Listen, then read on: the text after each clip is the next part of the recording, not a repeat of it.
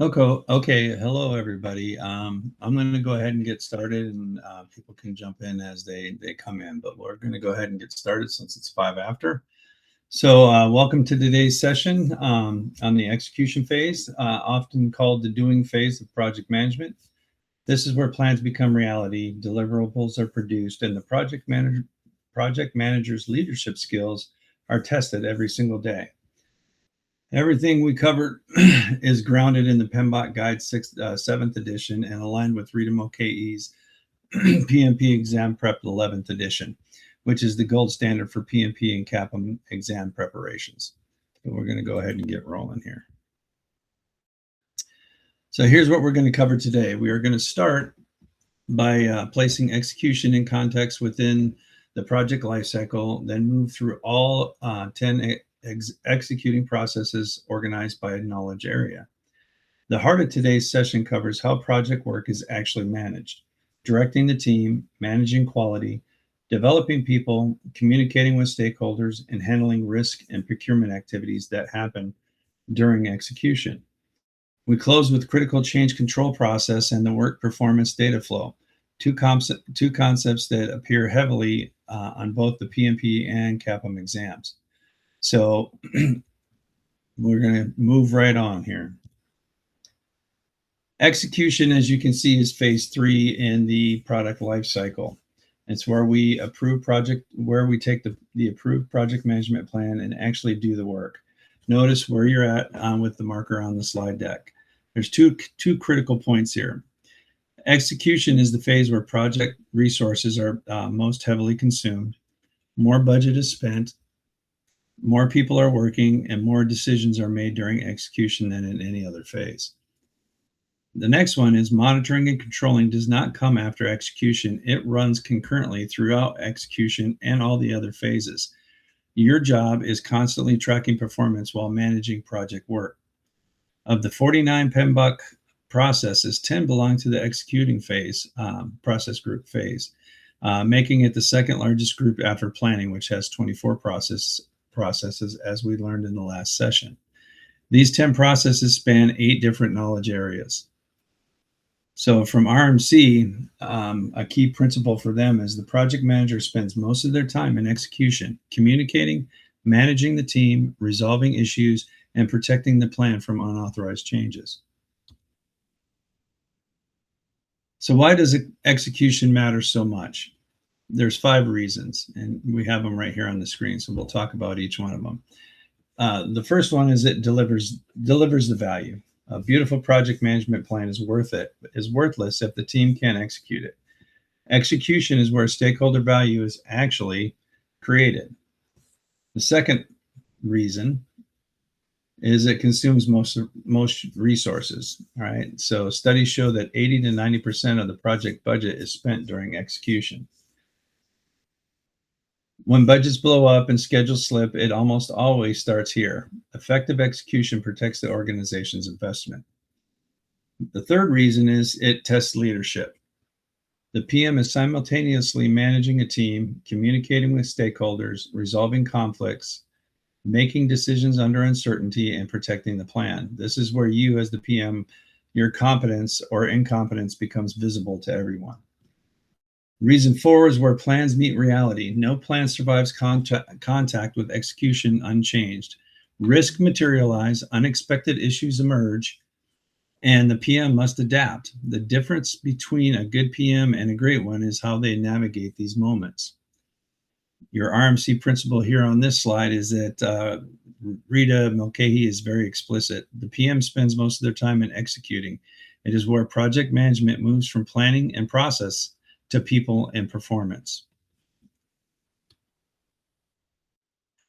So let's go ahead and map the terrain. There are 10 executing processes across those 8 knowledge areas. So let me call out the key patterns here that you see on your screen.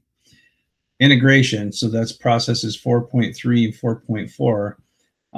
Process 4.3 is the core executing process. It's where work is actually performed and deliverables are produced. Everything flows through 4.3. Process 4.4 focuses on knowledge management and the lessons learned register. Your resource, 9.3, 9.4, 9.5, 3 of the 10 executing processes belong to the resource management more than any other knowledge area. This signals that people management is the PM's number one executing priority. Single processes, quality, which is 8.2, communications, 10.2, risk, 11.6, procurement, 12.2, and stakeholder, 3.3, each have one executing process. These are all about executing the plans created during the planning phase. So from RMC's perspective, in executing, your primary role is to make things happen according to the plan while managing the team and stakeholders who make that possible. And here's an exam tip for you, which is know which knowledge area each executing process belongs to. This is frequently tested on both the PMP and the CAPM exam. So process 4.3 is the heartbeat of execution. Every other executing process either supports or feeds into 4.3, which is direct and managed project work. There's four key things that you do in 4.3 as the PM. Produces deliverables. This is the actual work where the actual work gets done. Team members execute the task, produce the outputs, and the project moves forward. The second item is it generates work performance data. This is raw data. Unanalyzed observations like task A is 60% complete, or we've spent 45,000 this week. This data flows into monitoring and controlling item for our task 4.5, where it becomes work performance information. Item number 3 is your maintains the issue log. Issues are problems that have already occurred, unlike risk, which are future uncertainties. The issue log tracks those. So item number 4, you're going to submit change requests. When something goes wrong or needs to change, the PM generates a formal change request, not an informal verbal conversation. Here's a critical data flow for you. Work performance data, 4.3 in executing, work performance information, 4.5 in monitoring and controlling, and work performance reports, which goes to the stakeholders. Okay, so make sure that that's how that flows. And as far as the exam is concerned, a tip for the exam here would be know this distinction cold. Data is raw, which is in executing. Information is analyzed in monitoring and controlling, and your reports go to your stakeholders. Now, there's two often important overlooked executing processes. First one is manage project knowledge, which is 4.4. So this is all about capturing and sharing knowledge during execution, not just at project close. So you've got two types of knowledge, and if you've gone through any of my classes, you know we've talked about these in the classes. But there's two types of knowledge, and that's explicit knowledge, which can be documented. It's things like policies, procedures, data, specifications, things that are easy to share. And then you have tacit knowledge. This is personal know-how, judgment experience, and much harder to capture and share. The lessons learned register is the primary output. RMC is explicit on this. Capturing lessons continuously throughout the project is a key.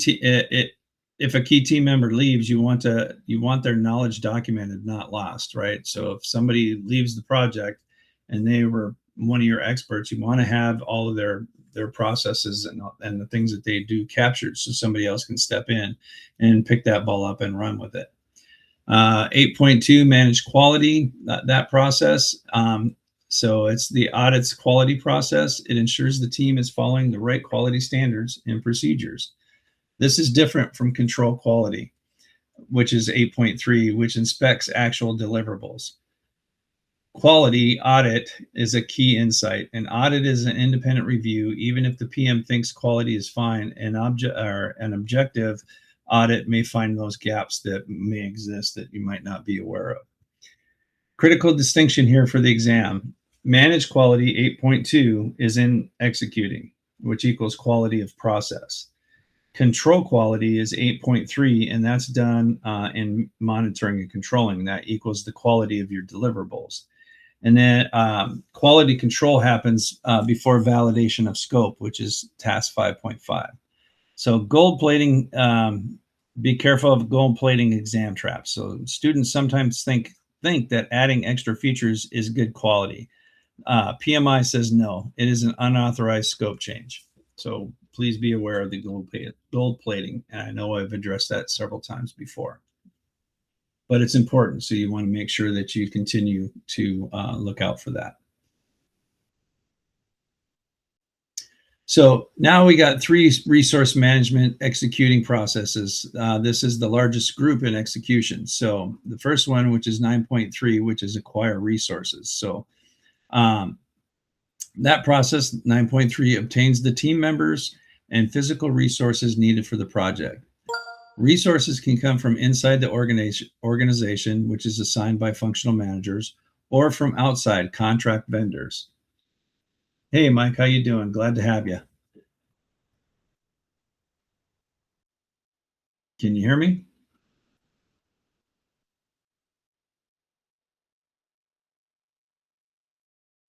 Mike, if you're talking, you're muted.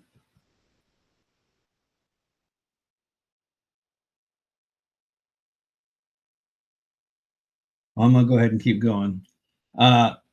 So in a matrix organization, the PM must negotiate with functional managers for resources.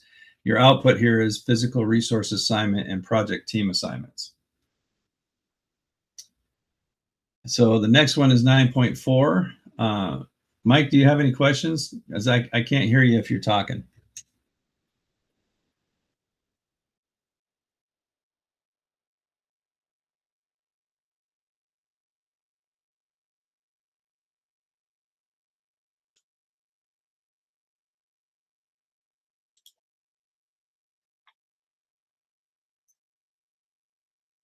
Are you able to hear me at all, Mike?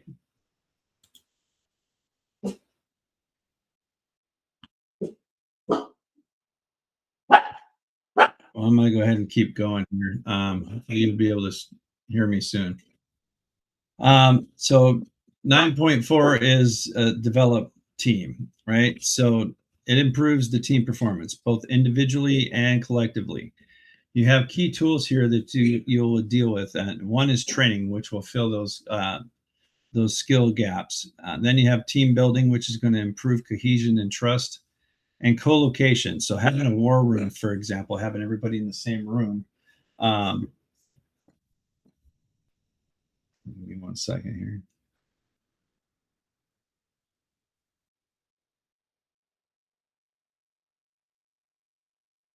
Okay, so your mic is not working. Gotcha, Mike.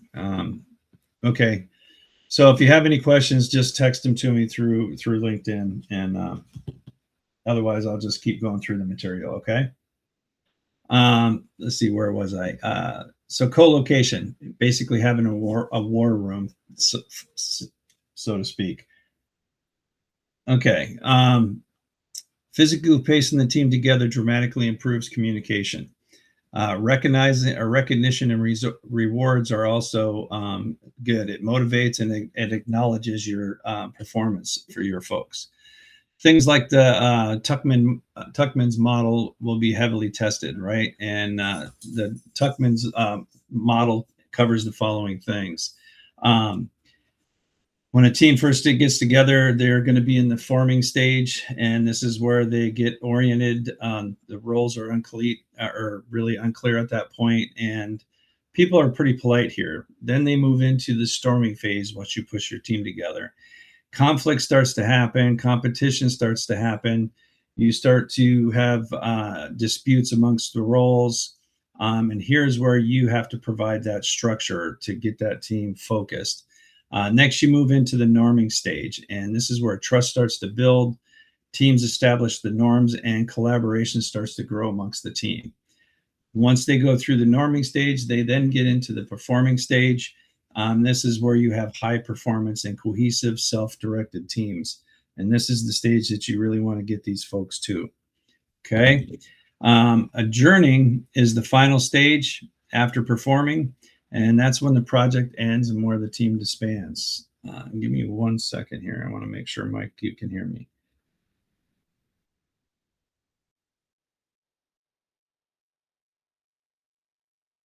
So Mike, I just texted you via LinkedIn there. I just want to make sure that you can hear me. So if you can, text me in LinkedIn and let me know you can hear me. All right, the next one is task 9.5, which is manage the team. So this is where you track performance, you resolve conflicts, and deal with any managed changes. Loud and clear. Okay, good. All right. So again, Mike, if you have any questions, just type it in LinkedIn. We'll adapt. We'll improvise, and we'll overcome on the issue here. Not sure why your mic's not working. Hopefully you're signed in properly, and that's why you might not be signed in properly.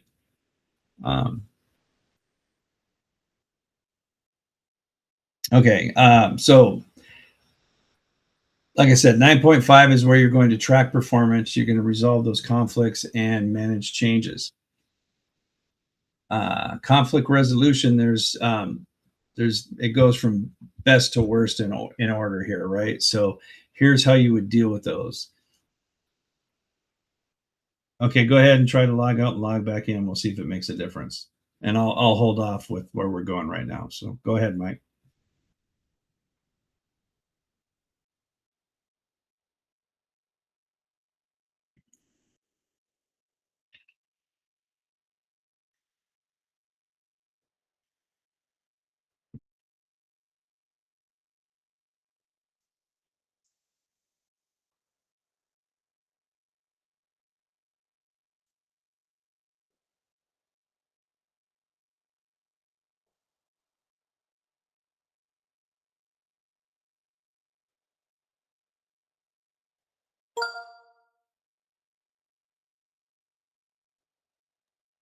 Hey, Mike, I think I'm going to be able to hear you now. Go ahead and give me a test.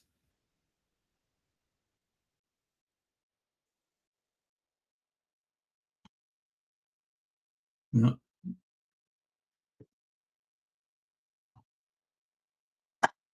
there we go. And I can see you now too. Okay. Yeah, internet dropped. Can you hear me now? Yep, I can hear you. Perfect. Okay, I'm going to go ahead and if you want, you can turn your camera off. That kind of, when you have the cameras on, that does affect the bandwidth a little bit. So as long as I can hear you, we're good. Okay. And this will flow a little bit better. Okay, so now here's how you deal with for the exam, right? Here's how you do conflict resolution. The first type of conflict resolution, again, I'm going to go from the best one to use to the worst one, right? The first one is you're going to collaborate and problem solve. So this is where you're trying to set up that win-win situation. And by the best way to do that is to address the root cause of the issues. The second one, way of conflict resolution that you could end up using is where you want to get your team to compromise or reconcile, right? Or reconcile. You want to have both give something up to kind of work the issue out. The third one is smoothing or accommodating. This is where you downplay the differences temporarily, right? And you get them to kind of go, okay, yeah, I got it. We got some differences. Let's deal with that a little bit later if we can, but let's move forward on what we're working here right now, and then we'll try to. On the managed team part? I'm I'm sorry. sorry. What portion are we on? Are we on the 9.5? Yeah, right here with conflict resolution. Okay. Gotcha. Just making sure. Gotcha. And then the last way, which is the worst way, is if the team totally withdraws or tries to avoid the situation at, overall. Sometimes you have. I'm sorry. Oh, someone came in. I'm taking. Oh, okay. Gotcha. Okay, so yeah, that's the worst way of doing it, because really you're just passing the buck down the road, right? And by doing that, you're going to end up causing bigger problems down the road, because sooner or later you're going to have to deal with that conflict.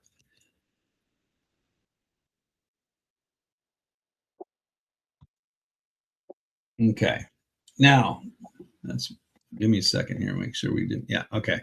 So I did just talk about Tuckman's ladder, but we'll cover it again here, right? So Tuckman's model describes the predictable stages that project teams go through. So you want to understand where your team is, and it's going to allow you to adapt your leadership style based on where your team is. So again, in the forming stage, this is where team members are polite, they're cautious and they're kind of filling out their roles as well as everybody else's. So in that forming stage, conflict is usually pretty low, but that also means productivity is also pretty low. So your job is to provide structure and clarity to help that team get into you really want to get them up into that performing stage. So the next stage that they will move into from there, and like I said, Tuckman's ladder is going to be tested pretty heavily on the exam, they're going to go through the storming phase. So this is where a lot of your project teams, when they're first forming up, this is where they get stuck because conflicts start to arise here as team members start to push back and compete for the roles of who's who in the zoo on the team. And they actually tend to challenge the PM's authority. This is all normal, and every team goes through it, but it's your job to provide that clear direction and facilitate resolutions to those conflicts, not suppress the conflict. Because again, if you suppress it, it's going to continue to grow and it's going to be harder to deal with later. You always want to deal with that as soon as those conflicts come up, and you want to work your way through and try to make it a win-win situation for everybody if you can do that. Next, the team will then go into that norming phase. So once they've kind of worked their way through that storming phase and what happens is they start to begin to trust each other, right? The team will then start to establish its own norms on how they do things. The communication will start to improve and cooperation amongst the team starts to grow. This is where your productivity starts to really rise. Okay. So a lot of times teams move through norming pretty quickly, right? But it is a stage that they do before they get into the full-fledged performing stage. So this is where the team is now a high-performing unit, right? They're self-directed, they're cohesive, and they're very productive. So here you can start to delegate things more freely. And this is the goal, to have every team is to be in that performing stage. And the final stage there of the Tuckman's model is the adjourning phase. So this is when the project ends and the team has to disband. Some team members experience a sense of loss when this happens, and your job is to facilitate proper closure. You want to recognize their contributions and support transitions. So for the exam, if a question describes a team experiencing conflict over roles and challenging the PM's authority, the answer to that is going to be there in the storming phase. And the PM should provide clear structure and facilitate resolution here. Okay, so another thing that's kind of important to not forget about is that teams can actually regress to earlier stages when new members join or a major change on the team actually occurs. Okay, so you don't want to forget about that. So Mike, over your years of doing project management, have you noticed that your teams, when you put them together, pretty much go through these stages? Yes. Okay, yeah, most teams do, and it's just a matter of helping them get to that next stage, right? And it kind of reminds me of, What's that? first I look at us as conductors. That's what I always associate our role with, as a conductor. Right. Everybody work, but it also reminds me of boot camp because they use kind of same process. You got to build the trust. No one trusts each other. Kind of Yep. similar to that. Yeah. So first they go through that shock and awe phase, right? Like, what am I doing here? Right. Yep. That's And who the can I whole forming trust? stage. Who can I trust? Yep. That's when they start going through the storming phase, right? You're gonna have your Yep. teams are going to kind of meld together a little bit there. But yeah, that's a good analogy. Very good. Yeah, I always say the drill sergeant's the conductor. Yep, there you go. All right. So next up is we're going to talk about managing communications and stakeholders, right? Again, this is still all in execution, but task 10.2 from your ECO, right? The PMP ECO, the exam content outline. That task is manage communications. And I think, give me a second here right now, I believe. Yeah, that's the task that we're working on this week, right? And in domain 2, task 2 is managed communications. So this is actually pretty interesting because this is where we're at right now. So if you go back and look at Monday and Tuesday's posts, and even Wednesdays and the questions from Thursday, they're all on managed communications. So the timing of that's pretty great. All right, so you got two executing processes that keep project connected to the human side of project management, and that is managing the stakeholders and managing communications. So 10.2 is execute communications management plan. So creating, collecting, and distributing project information to the right people at the right time in the right format is crucial here. Okay. So you have the communications channel formula. Have you see it right here, Mike? N times n minus 1 divided by 2. This is how you're going to determine how many communication channels that you need. This formula you're going to need to know for the exam. This is the hardest math that you will do on the test. Okay, so all those earned value management formulas, you don't have to do the calculations for those. That's going to be done. You have to decipher what's coming out of those. But this one, they're going to ask you to calculate, and it'll be a simple one. They'll give you a test will probably be like, so you've got 6 team members, or you've got 4 team members, and a new team member shows up. So how many new communication channels are you going to need to have, right? And really, you just do that formula. You'll see the answers there. And you've got a calculator on the exam software when you're doing the exam, so it's really easy to calculate. This formula you do need to know. So, so for example, if you're doing the formula, so say you have 5 team members, you're going to end up with 10 channels. You got 10 members, you're going to have 45 channels. If you got 15 members, you're going to have 105 channels. If you just do the math, you'll be able to see how that comes up. But noticing how adding people really exponentially increases the complexity. So this is why team size matters, and why the PM must really actively manage communications, because the more team members you have, the more channels and opportunities you have to have communication slip.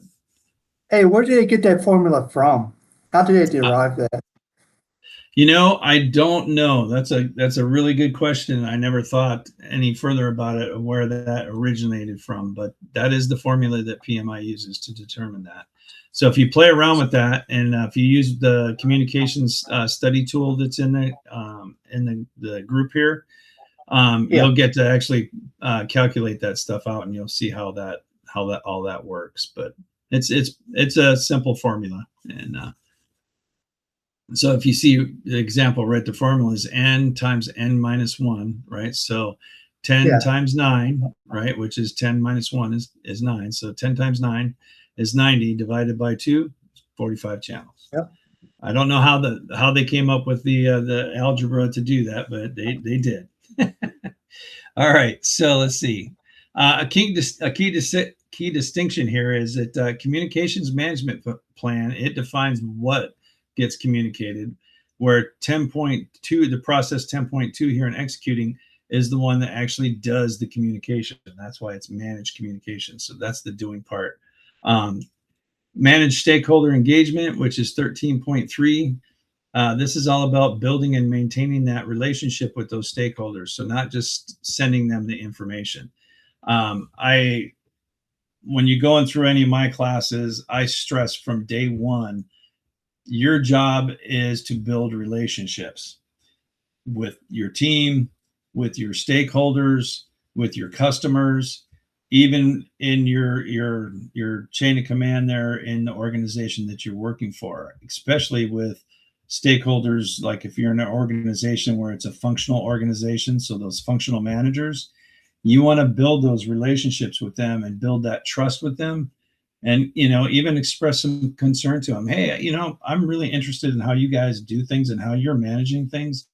That way, when my project starts, I know how to deal with you, so we don't have to, butt heads. I want to know how I can help you when you have to provide me people for a project. So how can I best support you to where, it makes things easier when we have to move into a project and I have to use some of your resources.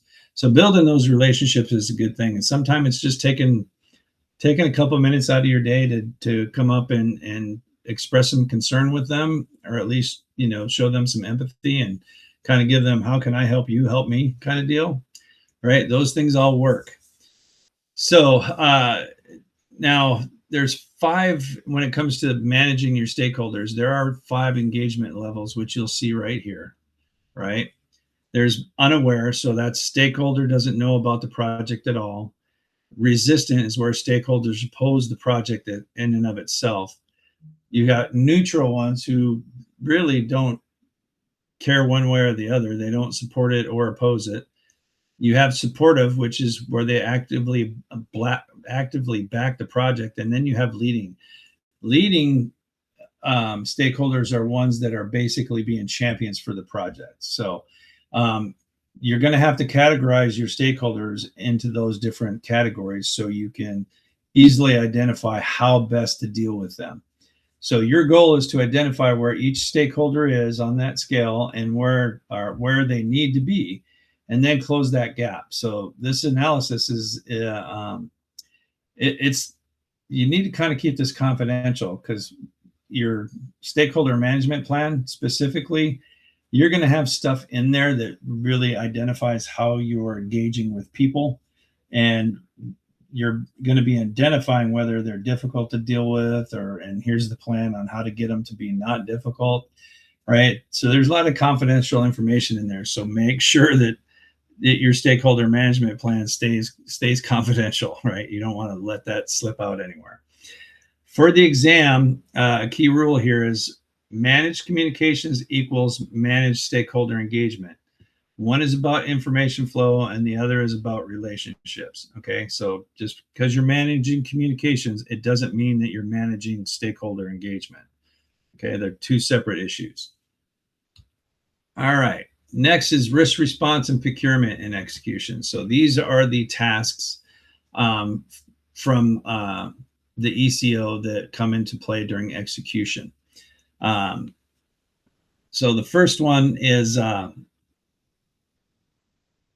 implement risk responses, right? So you got 11.6 there, and the other is 12.2, conduct procurements. You got to understand these specific things. So your implement risk response is the only risk management process in the executing process group. This is frequently tested on the exam. So processes 11.1 through 11.5, which is plan risk management, and that's through plan risk response. Those are all in planning. 11.6, implement risk responses is the executing right phase. And then 11.7, where you're monitoring risks, that's in your monitoring and controlling phases. Mike, do you have a copy of the ECO? I do not believe so. Okay, so in the references here, so when we get done with this, I'll show you exactly where that's at. You need to base your study plan based off of that ECO. So what I'm doing in the study groups each week is I cover a different task from a different domain each week. All right, but you're trying to get this done in 4 weeks, so I put together a 4-week study plan for you. All right, and it's heavily tied to the ECO, and you want to have a printout of that because those are the items that you're going to be being tested on in this exam, right? The PMBOK 7 one. All right, let's see. So where were we? Yeah. So when a risk was identified in the planning actually occurs, right? Process 11.6 kicks in. The pre-approved response plan is executed. So when a new risk is discovered during execution, you're going to document it in the risk register immediately. You're then going to analyze it using both qualitative and quantitative as appropriate. And you're going to develop a response plan. So never wait for the next planning cycle. Just go ahead and kick that off and start doing that. So risks, you have two types of risk, right, Mike? Do you know what they are?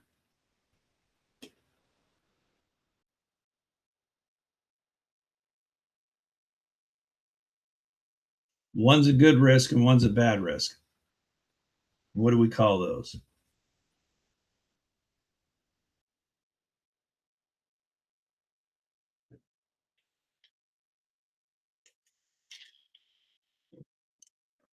You still with me, Mike? Nope, just lost him. Let's see if he comes back in.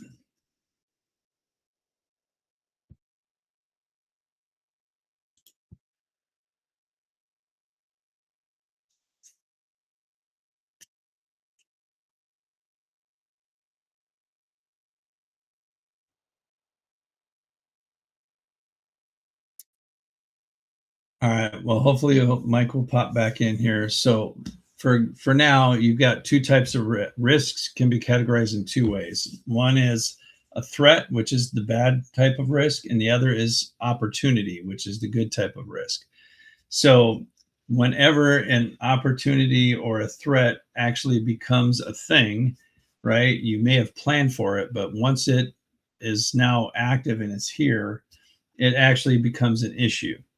So PMI says to never confuse the two, right? A risk is uncertain and in the future. An issue has already happened and needs to have immediate action. So the issues go into the issue log, risks go into the risk register. Just keep that in mind. So now we'll move on to the conduct procurements. So process 12.2 is where vendor relationships become official. Bids are received, evaluated, and the contract is then signed. So there's different types of contracts, and you'll see them on here under contract types matter, and that is a fact. And the important part about these contracts is understanding who bears the risk on them. So a fixed price, the seller is going to be the one who bears the risk. Hey, Mike, you're back. I think I can hear you. I heard a squelch kind of deal once you signed back in. Can you hear me okay?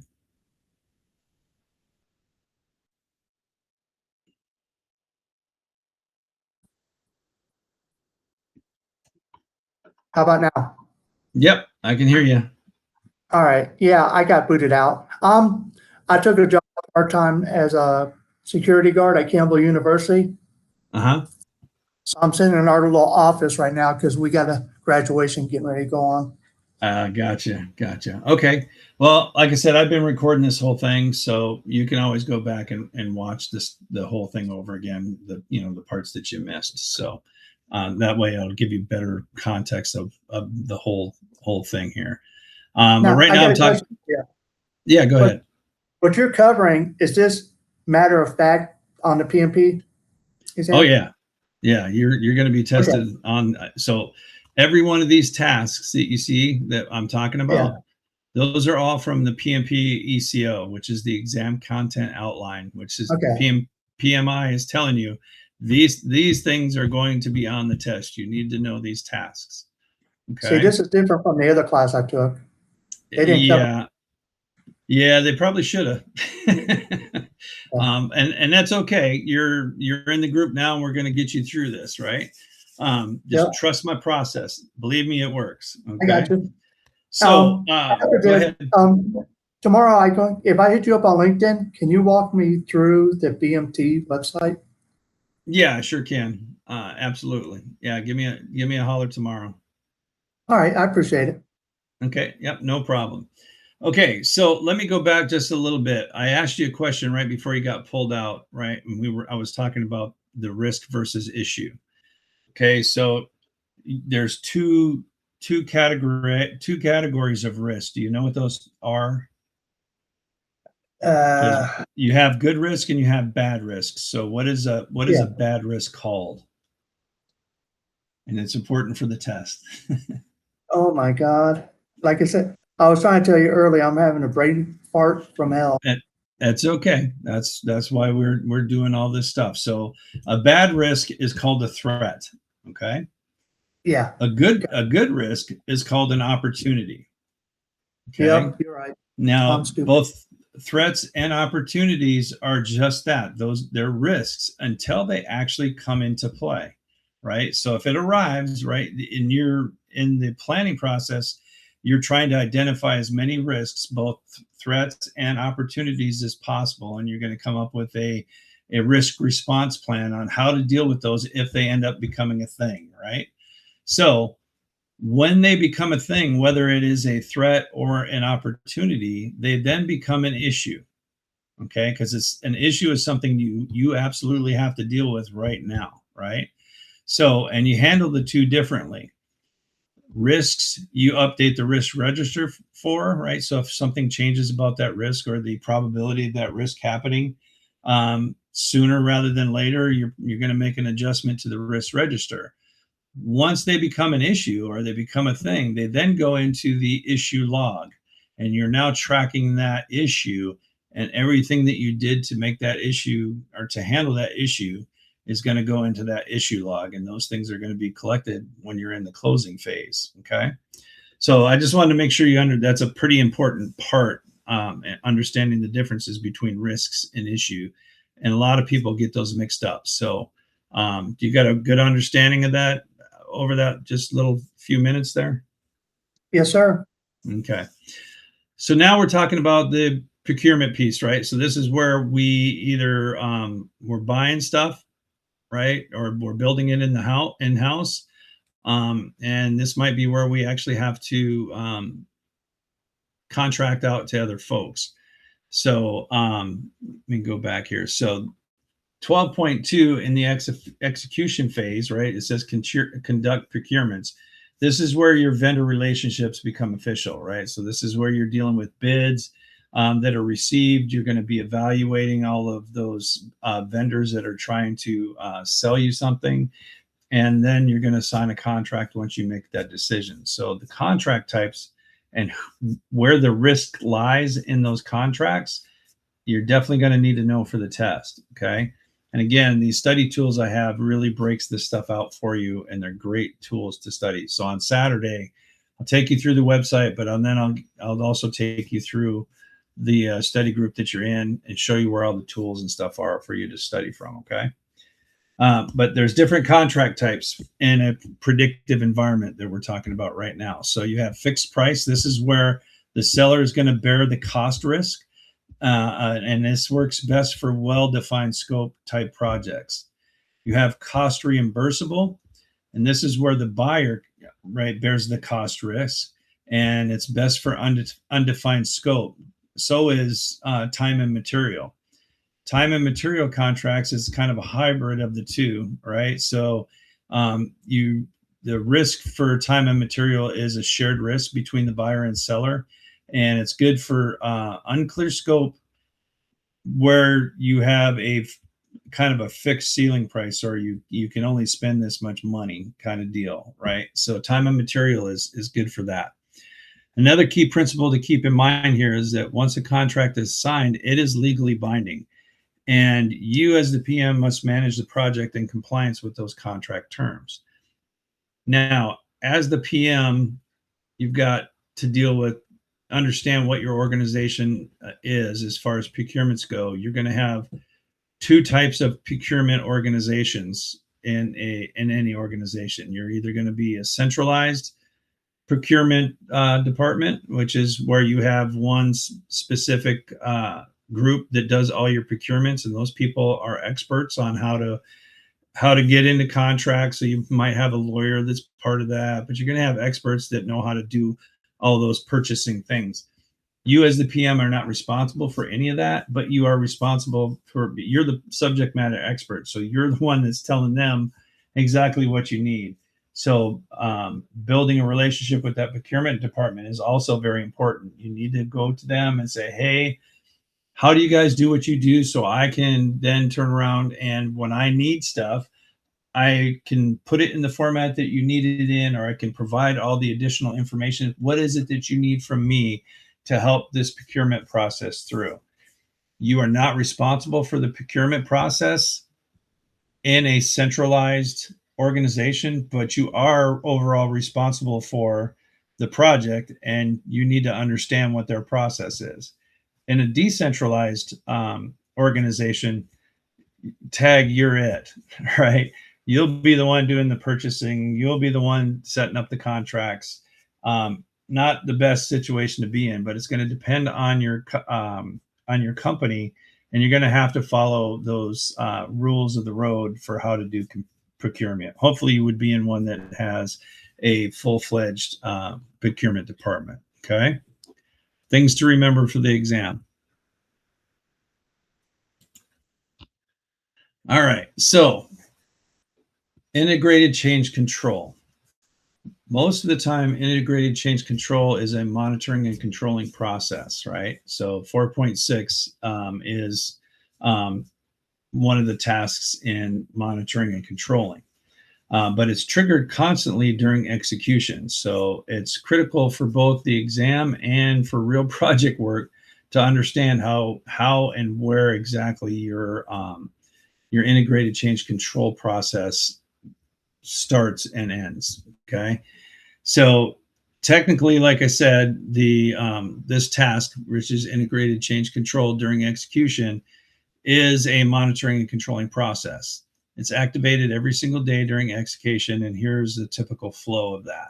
So the first thing that would kick it off would be a deviation or a request happens, right? A schedule slip, a stakeholder request, a risk that materializes, a defect has been discovered, something has changed or needs to change. So that's the first reason that you would trigger the integrated change control, right? So you notice that in execution, it gets you're doing monitoring and controlling at the same time that you're doing execution. So that kicks off or triggers the integrated change control process that happens in monitoring and controlling. The next trigger would be, or the next thing that you have to do. So once a trigger has occurred, the next thing you have to do is submit a formal change request. This is not negotiable. There's no verbal approvals to go ahead and make the change in a predictive environment. And right now, specifically, we are talking about the predictive environments. Agile is a whole nother story on how you deal with change. But there's no verbal approvals. There's no informal, hey, let's just do it kind of decisions. Every change requires a written formal change request. This actually protects not only the project, but it protects you as the PM. Okay, so you can't just make willy-nilly decisions to change things on the fly. That does not work. Well, question about that, because I've done CCBs in the You've past. done what? The CCB, the change control, right? And I hated them with a passion because that's one of the ways for people to call you out because they want to make themselves look good. But you're talking about what program this falls under. The other one, wouldn't that be iterations? Where you don't do CCB? Yeah, there is no in Agile, right? Or in any of the Agile, so Scrum or Agile. Yeah. Like that, change is dealt with in an entirely different matter. There is no integrated change control board, right? Yeah. Plan-driven projects do not like change. However, being realistic, PMI says we know things are going to change, right? So you have to have this integrated change control board. And I don't know about it. I don't know about your experience where you've been called out specifically on things, but you as the PM, as far as, and again, I'm teaching you how PMI says you have to know this for the test, right? In the real world, I know things don't run exactly the way PMI says that they should run. Got it? Check all over it, right? The task at hand that we have is to get you through the test, right? And PMI's role is to define globally, this is how this should work. So that's what they're going to test you on. Now, realistically, do I go through integrated change control on things? Well, most of the time I'm working in a hybrid environment and I don't have to because most of the stuff that I do is more on the agile side and it's easy for me to make changes like that. But on the other side of our contract, the engineering side of it, they do have to go through the integrated change control because any change in that that baseline for the whole system that we work on affects everything else. So you have to do that analysis. You got to figure out, okay, is this change something we actually have to do? Is this a governance issue? And if it is, how is it going to affect everything else? So there is absolutely a time and place for the integrated change control board. I basically had to deal with that during working with ACC, Air Force Space. Right. And they always had someone that always liked to try to look better than everybody. Yeah, and that's when you just kind of you, depending on who they are, right? You got to kind of deal with that offline from that and try to find. Try to find a way to try to find a way to effectively mitigate that issue, right? All right. So first thing that, like I said, once you you know there's a deviation or there's a request for a change. You're then going to submit the change.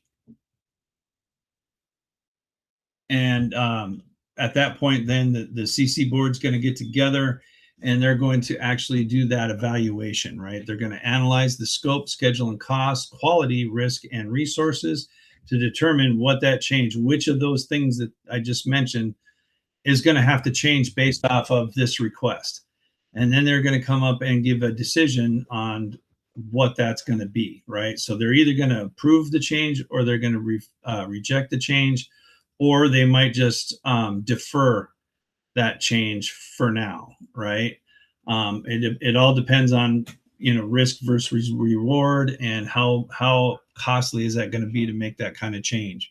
And again, also if it's going to be based off of a governance thing, or if it's going to change the value of the project. Because remember, at the end of the day, our whole purpose for doing this project is to deliver value. And if that change is going to affect the value and that value no longer aligns with our strategic plan for the organization, then you might flow all the way back from monitoring and controlling. You might move all the way back to initiation, and the big wigs above your head are going to make the decision of, yeah, I recommend we just go ahead and we take our losses here and cut our losses and move on and find another project that's going to deliver the value that comes up and it aligns with what we're trying to do, right? So yeah, I had one rejected before, and basically it was rejected with caveats. If you could show a different way on this one, like a risk matrix, right. we can. So it was just like, hey, if you change one thing and we like it, we'll approve it. So you didn't have to go through the again. Gotcha. So yeah, that's an important thing, right? So this process that you see right here is the process for integrated change control to a T that PMI expects you to know on this exam. So the first thing, there's going to be something that triggers the change, right? Then your job is to submit the change request. The CCB is going to evaluate the impact. They're going to approve or reject it. And depending on if they decide to approve it, you then have to update not just the project management plan, but you have to update all the subsidiary plans that are within the project management plan that change may affect, right? So you might be changing the quality management plan. You might be changing the risk. You're going to be changing a lot, to be honest with you.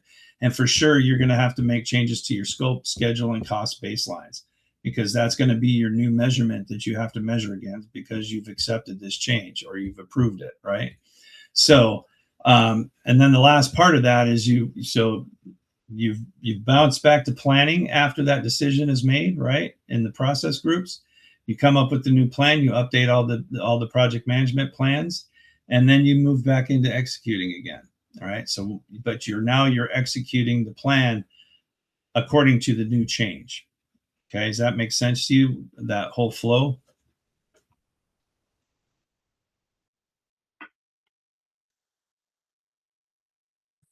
Sorry, I was on mute. Yes. It's okay. Yep. So, okay. All right. So let's I've move been on through that here. flow, so that one makes a lot of sense to me. Okay, good. Okay, so now you got work performance data flow, right? So this area here is tested pretty heavily, like you see up there, right? So these concepts, whether you're taking the PMP or the CAPM, so we're going to spend a little bit of time here, even though we're going to go past noon, but that's okay. So I'm going to walk through the 3 levels of work performance output here for you, okay? Because it is critical on the exam, and they tend to give a lot of traps in regards to these 3 areas. So work performance data, this is execution 4.3, right? This is the raw output from project execution. So it's unanalyzed, uncontextualized observations, right? So say, for example, task A is 60% complete, or we spent 50,000 this week, or 3 defects were found, 5 resources were used today. This is all just data, and it means nothing by itself. It just is what it is, right? So in executing, you're basically collecting raw data. You following me there? Executing 4.3 task is collecting that raw, unanalyzed observations, measurements from your product activities. Okay. So your examples are right here. It's raw data. Then you move over here. So at level 2 of work performance, which is task 4.5, this is where you analyze that data against the plan. So what are the 3 documents that we're analyzing that data against? Do you remember? We kind of just touched on it a minute ago. I know we talked about the CCB. Are you talking about that? Yep. So this is we're not talking about change right now. We're actually, which is the CCB. But if you had a change, you're going to make modifications to the plan, specifically those 3 baselines, right? So what were those baselines? Because that's what we use to measure our performance against, right? Yeah, like I said, I'm totally brain. It's okay. So that's the scope baseline, the schedule baseline, and the budget baseline, right? So here you're going to take that raw data. Now we're going to analyze that data and make it information, right? So data is just data until you analyze it. Once you analyze data, it becomes information. At that point, we can now use our different tools, earned value management tools, and we can calculate where exactly our project is based against our 3 baselines, which are scope, schedule, and budget. So these tools in through here are what allow us to figure out if we're in scope, on time, and on budget, right? That's your measurement as a project manager, isn't it? Are you delivering projects in scope, on time, and within budget? Now, if you can deliver that scope or that value, right? If you can deliver it under budget and ahead of schedule, you're a rock star, right? The way I view that is if I'm delivering in scope, on budget, on time, that's a rock star to me, right? If you're doing it, if you're able to pull that stuff in ahead of time and be under budget, ahead of schedule, and you're bringing everything in scope and you're not cutting quality, that makes you a superstar, not just a rock star, but an actual superstar, right? And if you're not delivering with that value against those three baselines, then you probably shouldn't be a project manager, right? But there's going to be times and things that will affect you. So it's a matter of how close can you get at that point if you know a project's kind of running off its rails because of changes that have happened, right? You'll have certain circumstances. So say the warehouse that your production facility is in, a freaking tornado comes through and rips half your warehouse apart, right? Are you going to be able to deliver on time and on budget? No. If something like that happens, no, but it's a matter of, okay, here's how bad the damage is. And you're going to have to lead the way here and go, okay, can we move forward with this at this point? And if we do, how much is it going to cost us to do that? And you're going to have to take not that data, you're going to actually have to put it in information and communicate that back up where you'll slide all the way back to initiation again. And the higher ups are going to make that decision of, we're not just going to deal with that. We're just going to kind of cut our losses there. When you were talking about hurricanes and all that, when I was in Georgia working for the Air Force, we always had tornado warnings. So we go, and that was an eye opener that we usually got more work done working remotely than in the office. So a lot of times people are getting a lot of stuff done ahead of time. Right. Because, human nature, your brain doesn't. So absolutely. I would catch myself jumping back on the computer late at night going, what did I miss? Let me see if I need to catch up on anything. And next you know, I'm emails and sending more information out. Gotcha. Okay. I've got my team. Sometimes they work from home. Most of the time they're working in the office because our new contract dictates that we all have to be in the government spaces. So, but again, you got lots of different things that can affect that. So back to this, right? We now got our information. We've done our analysis and we've made it information. Now we actually have to communicate that to our stakeholders. And we're going to do that using work performance reports. So you see the different kinds of things that you have there. And this is basically an information that's packaged and presented for stakeholders. So here's a trick for all of that. And then I got to take just a quick break right after this before we finish up. I'm going to have to log off in a couple minutes, unfortunately. Okay. Because graduation is getting ready to kick off. Gotcha. Well, we'll like I said, I'll end up finishing the recording as well. So, but think of it this way for this part. Think of it as a baseline, right? So your raw data comes from your execution, your analyzed information from monitoring and controlling, and then you shoot that off as a formatted report to your stakeholders. So a common trap here for you is you'll get a question like this: what is produced when the team performs project work in process 4.3? The answer is work performance data, not information, not reports. This whole thing is all about that work performance data. Okay. All right. Well, Mike, if you got to go ahead and sign off, go ahead. I got to take a quick 2-second break and I'll be right back and I'll finish up the recording. So later, I apologize, later, yeah, it's okay. Later, you can actually come back in and finish watching the whole recording again. Okay. I'll do that for sure. Right. Thank you. All right. I'll talk to you tomorrow. Yes, sir. Have a great day. You bet. You too. Bye.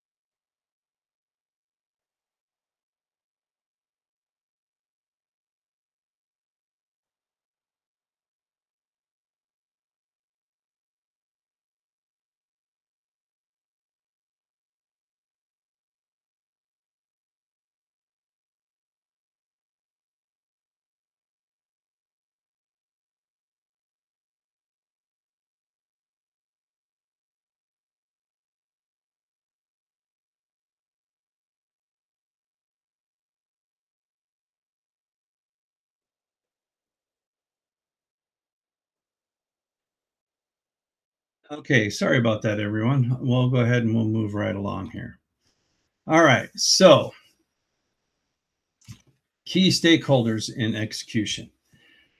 Project execution is ultimately about people. So we're going to walk through these five key stakeholder groups and how you as the PM engage each one during the sessions or during execution. Your project sponsor. The sponsor's role during execution. Hold on a second.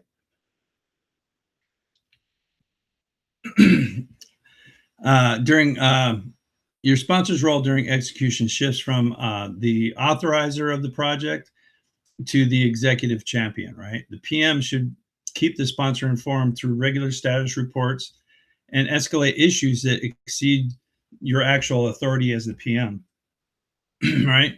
So an RMC primary principle here is don't let surprises reach the sponsor. They should never hear bad news from someone other than you as the PM. Next, you have the project team. The team is your most important execution asset. Your job is to remove obstacles, develop capabilities, which, through 9.4, task 9.4, resolve conflicts, which is through task 9.5, and protect the team from disruptive external interference.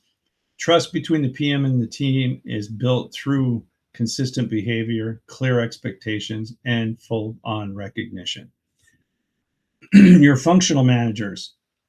In matrix organization or just functional organization, team members still report to their functional managers. So the PM must maintain a collaborative relationship with those functional managers. Functional managers control your resource availability, and losing key resources during execution is a common source of project failure. So you really want to build that good relationship with those project managers, which I've talked about before. And then we have customers and end users. So early and continuous involvement prevents the most expensive type of failure, and that's delivering something that the customer doesn't want. Validate scope, that task 5.5 involves the customer formally accepting each deliverable. And then finally, we have vendors and contractors. Under the conduct procurements, which is task 12.2, the PM must actively manage vendor performance against the contract terms. Don't assume contractors will deliver without active oversight. Your job is to make sure that they're doing exactly what you contracted them to do. So the big PMI principle here is stakeholders ignored during execution become obstacles during closing. You want to engage everyone proactively as soon as soon as it's needed. Okay. So I've got 10 takeaways for you here today. Sorry. We're going to close with these 6 things I want you to remember from today's topic here. Number 1 is the 10 executing processes span 8 different knowledge areas. 3 are resource processes, because people management is your job. It's your number 1 job in project management. Second is process 4.3 is the heartbeat of execution. Everything flows through it. Know its outputs cold, which are deliverables, work performance data, issue logs, and change requests. All right. Then we've got talk about data flow. Data flow is exam critical. So data is raw, and that's from task 4.3. Information is analyzed, which is task 4.5, which happens to be in monitoring and controlling. And then once that data is analyzed and information has been put together, you end up communicating that via reports to the stakeholders. So this distinction appears on virtually every PMP and CAPM exam. The Tuckman model is real and it's important. So know the 5 stages of what the PM does at each one. Storming is normal. It's how you handle it that matters. Okay. And then understand the integrated change control. It's not negotiable. All changes have to go through task 4.6, no exceptions. The PM never approves baseline changes unilaterally. You don't have that authority. No verbal agreements either. All of that has to go through the integrated change control process. And the last one is conflict resolution matters. You're either going to collaborate and problem solve. That's always going to be the best approach. Withdraw is always the worst. PM addresses issues directly and privately before escalating. So again, try to handle everything at your level before you escalate it up the chain. Now, final thought here. Great execution is not about doing more. It's about doing the right things with the right people in the right way and protecting the plan while adapting intelligently to reality. All right, so that's all I have for you today. It brings us to the end of our session on the execution phase. I want to thank each of you for your time and engagement and excellent questions. So that's all I got for you today. Next session, we will go into the monitoring and controlling in a predictive environment. So thanks for your time. See you next time around, which will be next Monday. All right, have a good one.